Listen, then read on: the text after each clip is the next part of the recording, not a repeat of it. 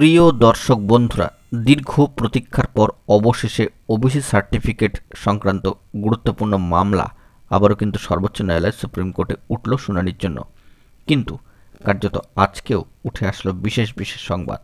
OBC certificate বাতিল মামলা শুনানিতে এবার আজই জরুরি আপডেট কিন্তু উঠে এসেছে। অবশ্যই সবটা আলোচনা করছি আর্জেন্ট তথ্য আর্জেন্ট ভিত্তিতে। এই ভিডিওটা তাই ক্রিয়েট করা।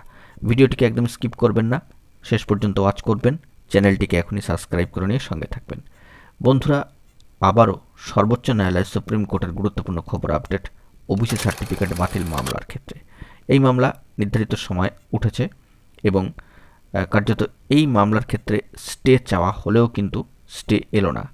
অর্থাৎ এই মামলা আবারও কিন্তু টেন্টেটিভলি শিডিউলে পৌঁছে গেল এবং 7ই জানুয়ারি এই মামলা কিন্তু চলে গেল 2025-এ। অবশ্যই এই মামলার ক্ষেত্রে সাময়িকভাবে স্থগিতাদেশ চাইলেও সে আবেদন কিন্তু কার্যত মঞ্জুর হলো না। অর্থাৎ মামলা শুনানির জন্য উঠল, শুনানির ক্ষেত্রে কিন্তু অবশ্যই স্থগিতাদেশ চাওয়া হলো, কিন্তু স্থগিতাদেশ মিলল না এই মামলার ক্ষেত্রে। তো এখন জানুয়ারি মাসে মামলা চলে গিয়েছে। অবশ্যই টেন্টেটিভলি শিডিউল ডেডলাইন আপনারা দেখতে পাচ্ছেন।